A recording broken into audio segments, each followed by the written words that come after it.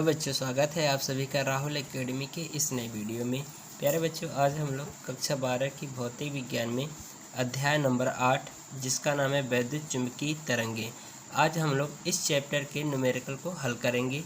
तो चलिए हम लोग इस चैप्टर के पहले क्वेश्चन की तरफ चलते हैं और उसको सॉल्व करते हैं। ठीक है, तो इसमें आप देख रहे हो कि इसका एक्सरसाइज में यहाँ पे क्वेश्चन नंबर 1 दिया गया है और यहाँ पे कहा जा रहा है कि चित्र 8.6 में एक संधारित्र दर्शाया गया है जो 12 सेंटीमीटर त्रिज्या की दो वृत्ताकार प्लेटों को 5.0 सेंटीमीटर की दूरी पर रखकर बनाया गया है। संधारित्र को एक बाह्य क्षेत्र कोष्ठक में दिया है जो चित्र में नहीं है, दर्शाया गया है। फिर उसके बाद आगे कहा जा रहा है कि द्वारा आवेशित किया जा रहा है। आवेशकारी धारा नियत है और इसका मान जो है इसका मान 0.15 एम्पियर है। तो हमें पहले पॉइंट में क्या है ज्ञात करना है। इसके लिए कहा जा रहा है कि धारिता एवं प्लेटों के बीच विभवांतर परिवर्तन की दर का परिकलन कीजिए। और दूसरी पॉइंट में यानी बी पॉइंट में पूछा जा रहा है कि प्लेटों के बीच विस्थापन धारा ज्ञात कीजिए। और यहाँ पर देख रहे हो आगे जो है सी पॉइंट में पूछा गया है, यहाँ पर कहा गया है कि क्या किरचॉफ का प्रथम नियम संधारित्र के प्रत्येक प्लेट पर लागू होता है, स्पष्ट कीजिए। ठीक है, तो ये हमारा क्वेश्चन है। तो चलिए हम इस क्वेश्चन को सॉल्व करते हैं। तो प्यारे बच्चों, जो क्वेश्चन में जो गिवन वैल्यू है उनको हम सबसे पहले नोट करते हैं। तो यहाँ पर देख रहे हो कह रहा है कि 12 सेंटीमीटर त्रिज्या की दो वृत्ताकार प्लेटों को, ठीक है। तो यानी कि इसका मतलब कि जो वृत्ताकार जो प्लेट हैं उनकी जो त्रिज्या कितनी है, 12 सेंटीमीटर है। ठीक है, तो यहाँ पर त्रिज्या r बराबर लिखेंगे 12 सेंटीमीटर। ठीक है, हम 12 सेंटीमीटर को मीटर में चेंज कर लें तो ये हो जाएगा r बराबर 12 गुणे 10⁻²मीटर। ठीक है, ये हमारा त्रिज्या का मान हो गया। और फिर उसके बाद आगे क्वेश्चन में कहा जा रहा है कि कह रहा है कि दो वृत्ताकार प्लेटों को 5.0 सेंटीमीटर की दूरी पर रखा गया है। ठीक है, यानी कि जो प्लेटों के जो बीच की दूरी है यानी जो d बराबर वो कितना 5.0 सेंटीमीटर। यानी कि इसको हम मीटर में इसको भी चेंज कर लें तो ये हो जाएगा 5 गुणे 10⁻² मीटर। ठीक है, फिर उसके बाद आगे क्वेश्चन में कहा जा रहा है कि यहाँ पर देखो लास्ट में कहा जा रहा है कि आवेशकारी धारा नियत है और इसका मान कितना है, 0.15 एम्पियर है। ठीक है, तो यानी कि जो धारा I का जो मान है वो कितना है, 0.15 एम्पियर है। ठीक है, तो पहले पॉइंट में कहा जा रहा है कि धारिता एवं प्लेटों के बीच विभवांतर परिवर्तन की दर का परिकलन कीजिए। ठीक है, तो चलो हम इसमें हमें देख रहे हो पूछा गया है कि धारिता बतानी और प्लेटों के बीच विभवांतर परिवर्तन की दर को बताना है। ठीक है, तो इस पॉइंट में हमें दो क्वेश्चन को दिया है। ठीक है, एक धारिता पूछ रहा है और एक विभवांतर परिवर्तन की दर पूछ रहा है। ठीक है, तो चलो हम पहले पॉइंट को सॉल्व करते हैं। तो ये हो जाएगा ए बराबर, ठीक है, तो ए में हमें धारिता का मान पूछा है। तो धारिता के लिए जो सूत्र होता है सी बराबर दिया है क्वेश्चन में, इसका जो सूत्र होता है वो होता है ε0A/d। ठीक है, ये सूत्र होता है क्योंकि हम लोग पिछले चैप्टर में पढ़े हैं समांतर प्लेट संधारित्र के लिए धारिता का सूत्र। यानी कि अगर ये दो समांतर प्लेट संधारित्र हैं ए और बी तो इनके बीच जो धारिता का जो सूत्र होता था और ये जो प्लेटें हैं ये d दूरी पर विस्थापित यानी कि स्थापित की जाती हैं। तो इनके लिए जो धारिता का सूत्र आता था यही हमारा आता था C बराबर ε0A/d। ठीक है, तो यही हमारा सूत्र है और इसी सूत्र के आधार पर हमें क्वेश्चन को हल करना है। हमारे पास ये फार्मूला है समांतर प्लेट संधारित्रों के लिए सूत्र का है। ठीक है, क्योंकि यहाँ पर देखो ये प्रश्न में ये वाला चित्र दिया है जो कि ये दो समांतर प्लेटें हैं एक दूसरे के आमने सामने और ये जो है इनके बीच की जो दूरी दिया है वो 5.0 सेंटीमीटर की दूरी दिया है और इन दोनों वृत्ताकार प्लेटों की जो त्रिज्या है वो 12 सेंटीमीटर दिया है। ठीक है, और इसमें जो प्रवाहित होने वाली जो धारा का मान है 0.15 एम्पियर है। ठीक है, तो ये हमारा क्वेश्चन है और इसी क्वेश्चन के आधार पर हमें धारिता का मान बताना है और इनके बीच में विभव परिवर्तन की दर को भी बताना है। तो ये हमारे देख रहे हो कि वृत्ताकार प्लेटें हैं लेकिन ये क्या है एक दूसरे के समांतर रखी गई हैं यानी आमने सामने रखी गई हैं। तो इनके लिए जो धारिता का सूत्र होगा वही ये होगा C बराबर ε0A/d। ठीक है, ये हमारा सूत्र होता है और इसी सूत्र पर हम क्या करेंगे, धारिता का सूत्र ज्ञात करेंगे। तो चलिए इस फार्मूले में हम लोग क्या करते हैं, मान को रखते हैं। तो ये हो जाएगा C बराबर एप्सिलॉन 0 का जो मान होता है वो होता है 8.85 गुणे 10 की पावर -12 होता है, ठीक है। और यहाँ पे देख रहे हो जो ये है हमारा क्षेत्रफल है, तो ये हमारा इस प्लेटों के लिए क्षेत्रफल होता है, लेकिन ये इस क्वेश्चन में ये जो प्लेट दिया है एक ऐसा वृत्ताकार प्लेट है, तो इसलिए वृत्त का जो क्षेत्रफल हो जाएगा वो क्या हो जाएगा, A बराबर πr² रख देंगे A के स्थान पे। तो यहाँ पर रख दीजिए A के स्थान पर πr² बट्टे D कितना है, यहाँ पर D का मान दिया गया है क्वेश्चन में 5 गुणे 10 की पावर -2, ठीक है। तो चलिए इसी में हम क्या करें, और भी इसमें मान रख दें। ये हो जाएगा 8.85 गुणे 10 की पावर -12 और गुणे पाई का मान रख दें 3.14 और गुणे आर का जो मान दिया गया है यहाँ पे क्वेश्चन में देख रहे हो कि ये है 12 गुणे 10 की पावर -2, तो यहाँ पर आर की जगह पे रख दें। तो ये हो जाएगा 12 गुणे 10 की पावर -2 पूरे का होल स्क्वायर बट्टे ये हो जाएगा 5 गुणे 10 की पावर -2। ये 10 की पावर -2, इसमें से 2 पावर कट जाएगी, ठीक है। तो यहाँ पर बचेगा हमारा 8.85 गुणे 3.14 और ये 12 का वर्ग कर देंगे तो ये हो जाएगा 144 और इनका जो घात का वर्ग हो जाएगा तो ये हो जाएगा कितना, 10 की पावर -4। और यहाँ से देख रहे हो कि अभी ये हमारा क्या है, अभी 10 घात बची है, ये हो जाएगा गुणे 10 की पावर -10 बट्टे ये हो जाएगा 5, ठीक है। तो ये हो जाएगा, तो इनका हम यहाँ पे कैलकुलेशन कर दे रहे हैं, ठीक है। तो आप इसका कैलकुलेशन कर लीजिएगा। तो इसका जो टोटल मान आ रहा है हमें गुणा कराने के बाद ये मान आ रहा है हमारा 800.68 गुणे 10 की पावर -14 बट्टे 5, ठीक है। हम इसका क्या करेंगे, इसमें भाग भी कर देंगे, ठीक है। ये भाग करने के बाद पूरा टोटल ये भाग करने के बाद हमारा मान आया है कैलकुलेशन करने के बाद, ठीक है। तो हम इसको यहाँ पर क्या करें कि ये जो दशमलव है इसको 2 अंक पीछे लाएं, तो ये हो जाएगा 8.0068 गुणे और इसमें से 2 घात घट जाएगी तो गुणे 10 की पावर -12 और इसको हम लिख सकते हैं C बराबर 8.0 और ये देख रहे हो कि 5 से संख्या क्या है, 6 बड़ी है, तो हम इसमें क्या करेंगे, इसका पूर्णांकन कर देंगे तो 1 इसमें जोड़ देंगे तो ये हो जाएगा 8.01 गुणे 10 की पावर -12 फैरड, ठीक है। तो हमें अगर पिको फैरड में चेंज करना होगा तो ये 10 की पावर -12 हटा देंगे, क्योंकि 1 पिको फैरड बराबर होता है 10 की पावर -12 फैरड, ठीक है। तो यहाँ से हटा देंगे तो ये हो जाएगा C बराबर 8.01 ये हो जाएगा पिको फैरड। तो ये हमारा आंसर हो गया, ठीक है। अभी इसमें हमें पूछा है विभव परिवर्तन की दर, ठीक है। तो विभव परिवर्तन की दर को ज्ञात कर लें। तो यहाँ पे देख रहे हो कि जो हमारे पास जो सूत्र होता है, हमारे पास जो सूत्र है यहाँ पे लिखेंगे Q बराबर C × V, क्योंकि ये संधारित्र पर जो आवेश का जो मान होता है वो C बराबर Q बराबर C × V होता है, ठीक है। तो अब हम इसी को क्या करें, इसी सूत्र को समय के सापेक्ष अवकलन कर दें। तो लिखेंगे समय के सापेक्ष अवकलन करने पर, ठीक है। तो अवकलन कर दिया जाए तो ये हो जाएगा dQ/dt बराबर, ये C को बाहर ले लें और ये हो जाएगा dV/dt।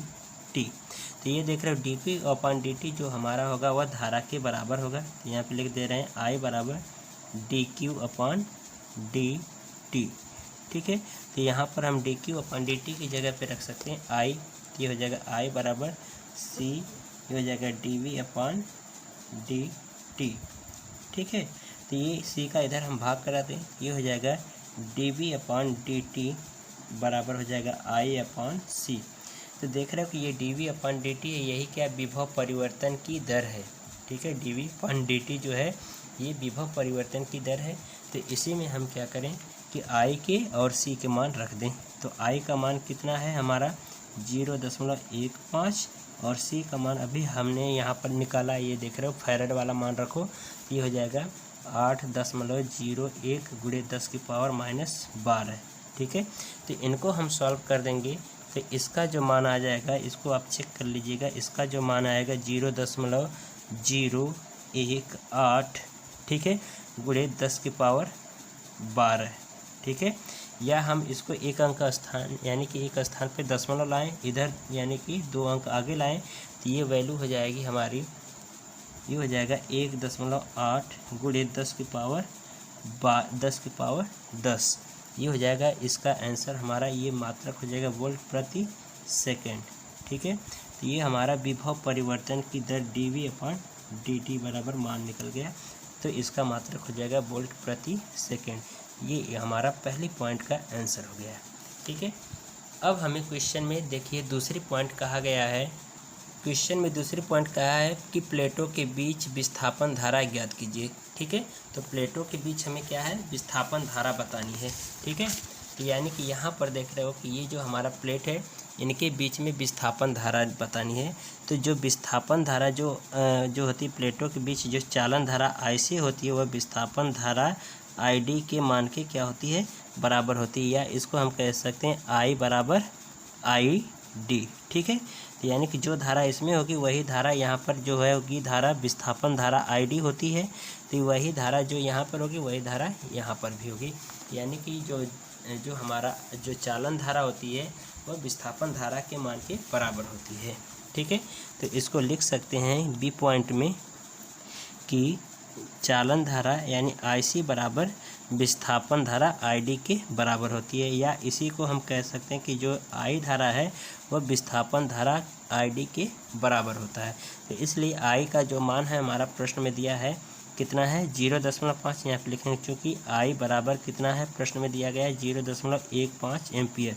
ठीक है, तो यहीं पे मान रख दीजिए, तो ये हो जाएगा ID बराबर यानी कि विस्थापन धारा यानी कि डिस्प्लेसमेंट करंट। ठीक है, 0.15 एम्पियर। ठीक है, तो ये हमारा दूसरी पॉइंट का आंसर हो गया। ठीक है, अब तीसरी पॉइंट में ये कहा जा रहा है कि यहाँ पर देख रहे हो यहाँ पर कहा जा रहा है कि क्या किरचॉफ, ये देखो लिखा है किरचॉफ। ठीक है, इसको हम पढ़ेंगे किरचॉफ। ठीक है, किरचॉफ का प्रथम नियम संधारित्र की प्रत्येक प्लेट पर लागू होता है, स्पष्ट कीजिए। ठीक है, तो हम यहाँ पर लिखेंगे हाँ लागू होता है। कैसे? क्योंकि यहाँ पर देख रहे हो कि अगर मान लेते हैं ये प्लेट हमारा एक संधि है, क्योंकि किरचॉफ का प्रथम नियम जो होता है वह संधि का नियम होता है, यानी कि जो संधि की ओर आने वाली जो धारा होती है उसको प्लस में रखते हैं और संधि की ओर जाने वाली, संधि से दूर जाने वाली जो धारा होती है उनको माइनस में रखते हैं और उसका इक्वल टू सम कर देते हैं, यानी कि 0 के बराबर रख देते हैं। ठीक है, तो यहाँ पर देख रहे हो कि अगर ये मान लेते हैं कि हमारा संधारित्र को एक संधि है, तो ये देख रहे हो कि धारा आ रही है यानी चालन धारा I आ रही है और ये विस्थापन धारा इस संधि से दूर जा रही है। ठीक है, तो इसका मतलब ये हुआ कि संधि, अगर मान लो कि ये हमारा संधारित्र प्लेट है, ठीक है, ये धारा I आ रही है और ये दूसरा संधारित्र प्लेट है, ये संधारित्र और इनके बीच में विस्थापन धारा ID है। तो ये देख रहे हो कि ये धारा I आ रही है, ये धारा ID बाहर जा रही है, तो यानी कि संधारित्र की ओर आने वाली धारा को प्लस में रखेंगे और संधारित्र से दूर जाने वाली धारा को माइनस में रखेंगे, तो इनका अलजेब्रिक सम करके बराबर 0 रख देंगे। तो ये हो जाएगा I माइनस ID बराबर 0। तो ये हो जाएगा हमारा, यहाँ पे लिख देंगे या I बराबर ID। ठीक है, तो यहाँ पर लिख देंगे हाँ लागू होगा। ठीक है, रीजन स्पष्ट करना था, तो यही रीजन है इसका। ठीक है, तो ये हमारा तीसरे पॉइंट का आंसर हो गया। तो इस तरह से हमारा पहला क्वेश्चन जो है NCERT फिजिक्स का ये क्वेश्चन कंप्लीट होता है। ठीक है, तो अब हम लोग नेक्स्ट दूसरा क्वेश्चन को हल करेंगे। अब हम लोग क्वेश्चन नंबर 2 को हल करेंगे। तो यहाँ पर देखिए प्रश्न में दिया गया है कि एक समांतर प्लेट संधारित्र चित्र 8.7 यानी कैपिटल R बराबर दिया है 6.0 सेंटीमीटर त्रिज्या की 2 वृत्ताकार प्लेटों से बना है। और कह रहा है कि इसकी धारिता C बराबर 100 पिकोफैरेड है। संधारित्र को 230 वोल्ट और 300 रेडियन पर सेकेंड की कोणीय आवृत्ति से किसी स्रोत से जोड़ा गया है। तो पहले पॉइंट में पूछा जा रहा है कि चालन धारा का आरएमएस मान क्या है, और दूसरे पॉइंट में पूछा जा रहा है चालन धारा विस्थापन धारा के बराबर है, यानी कि पूछा जा रहा है कि जो चालन धारा होती है वह विस्थापन धारा के मान के बराबर होगी। तो फिर तीसरे पॉइंट में पूछा जा रहा है कि प्लेटों के बीच अक्ष से 3 सेंटीमीटर की दूरी पर स्थित बिंदु पर बी का आयाम ज्ञात कीजिए। ठीक है, तो और ये हमारा क्वेश्चन का चित्र दिया गया है कि ये दो हमारी प्लेटें हैं और इन दोनों प्लेटों पर जो संधारित्र का जो मान है वो 100 पिकोफैरेड है, और इन दोनों समांतर प्लेटों को क्या किया गया है 100 वोल्ट और 300 रेडियन पर सेकेंड के कोणीय आवृत्ति से इनको जोड़ा गया है। तो इस पे हमें धारा का आरएमएस मान पूछ रहा है, और चालन धारा और विस्थापन धारा दोनों बराबर होता है ये पूछा गया है, और इनके बीच जो अक्षों की दूरी है यानी कि 3 सेंटीमीटर की दूरी है, इस पर स्थित बिंदु बी पर हमें आयाम की गणना करनी है। तो चलिए इस क्वेश्चन को भी हम लोग सॉल्व करते हैं। तो चलो इस क्वेश्चन को हम लोग हल करते हैं, और इसमें जो गिवन वैल्यू है प्रश्न में दिया गया है जो मान, उनको सबसे पहले नोट कर लेते हैं। तो यहाँ पर देख रहे हो कह रहा है कि कैपिटल आर बराबर 6.0 सेंटीमीटर की त्रिज्या है। ठीक है, तो यानी 6.0 का मतलब इसको हम कह सकते हैं 6 सेंटीमीटर की त्रिज्या है, यानी कि जो क्वेश्चन नंबर हमारा है 8.2।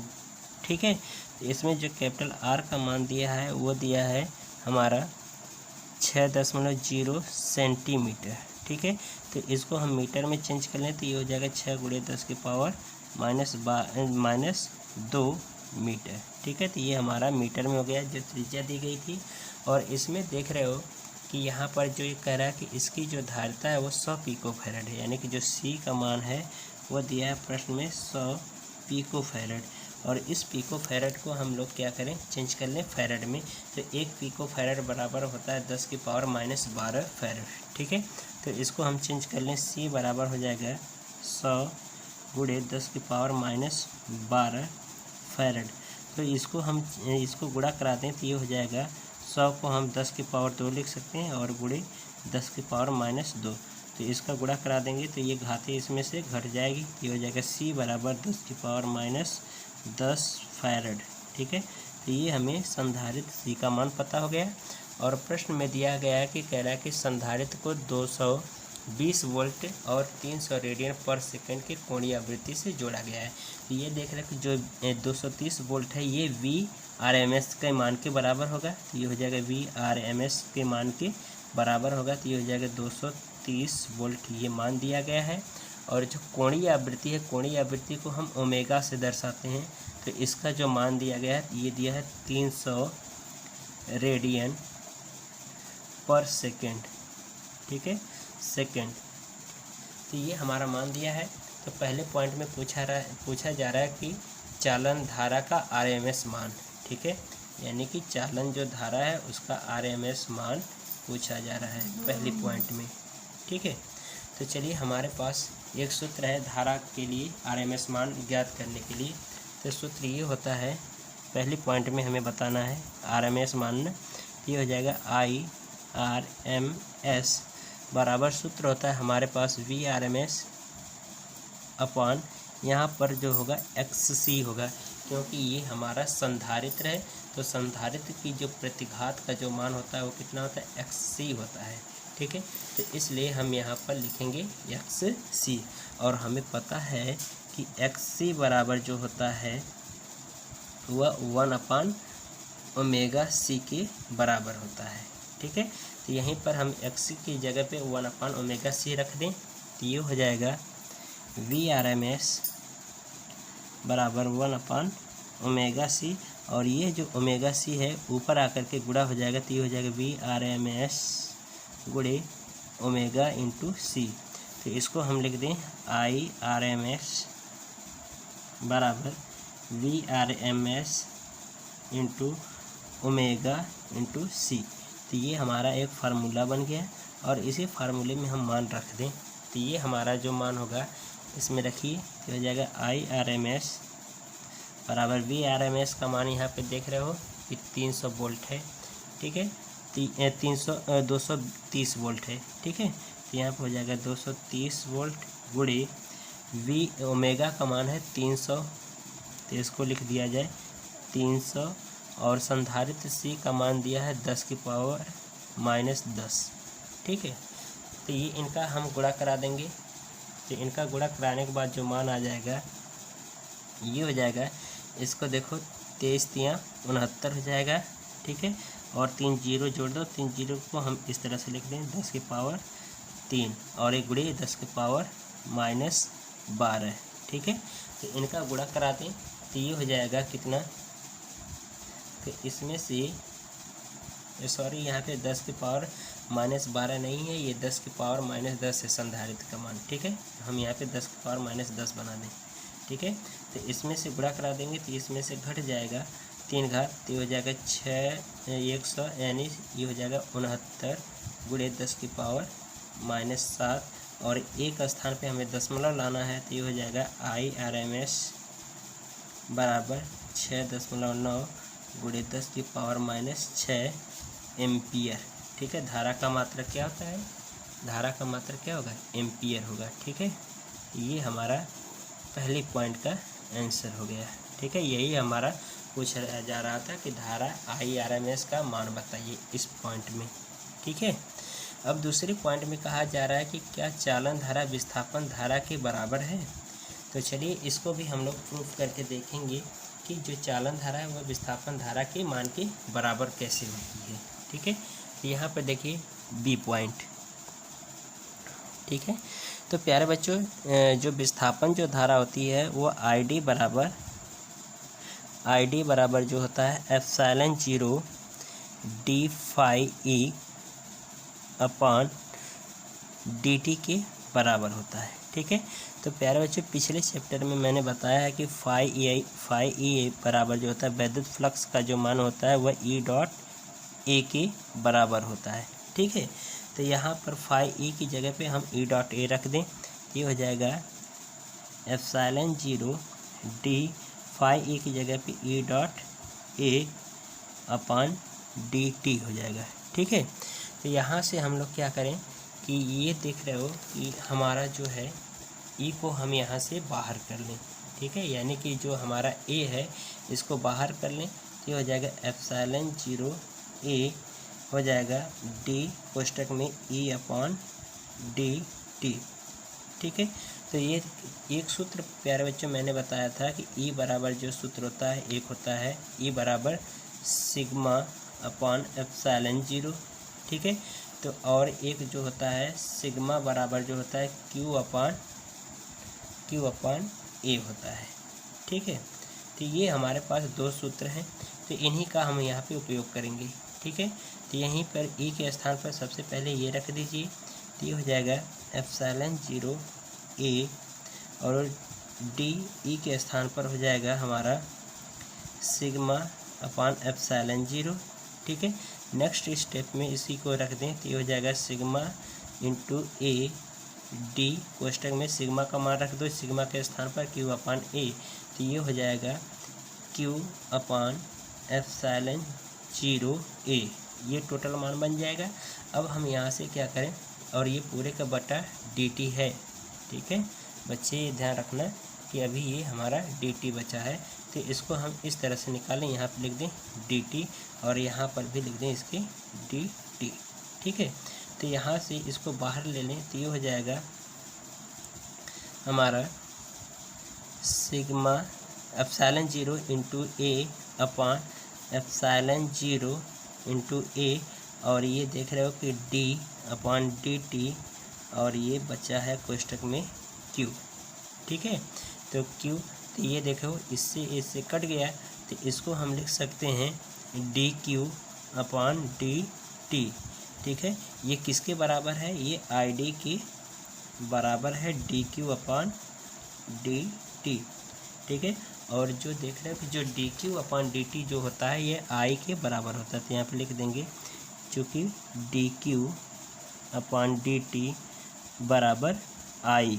ठीक है, तो यहाँ पर रख दीजिए, तो यहाँ पर हम रख देंगे, तो ये हो जाएगा ID बराबर I। ठीक है, तो तो ये इससे सिद्ध हो गया जो विस्थापन धारा है वह चालन धारा के क्या होता है, बराबर होता है। तो ये हमारा एक बी पॉइंट का आंसर हो गया है। ठीक है, अब हमें पूछा जा रहा है क्वेश्चन में तीसरी पॉइंट यानी सी पॉइंट में पूछा जा रहा है कि यहाँ पे ये कहा जा रहा है कि प्लेटों के प्लेटों के बीच अक्ष से 3 सेंटीमीटर की दूरी पर स्थित बिंदु बी पर आयाम का मान ज्ञात कीजिए। तो प्यारे बच्चों, इसके लिए मैं एक डायरेक्ट सूत्र बता दे रहा हूँ, उसी सूत्र पे आप रख करके इसका आंसर निकाल सकते हो। तो तीसरी पॉइंट निकालने के लिए मैं डायरेक्ट सूत्र बता दे रहा हूँ, यानी सी पॉइंट का मान निकालने के लिए इसका जो डायरेक्ट सूत्र होगा वो होगा बी नॉट बराबर μ0, ठीक है, μ0/4 पाई इंटू 2r करड़ी में 2IRMS अपॉन कैपिटल R का स्क्वायर।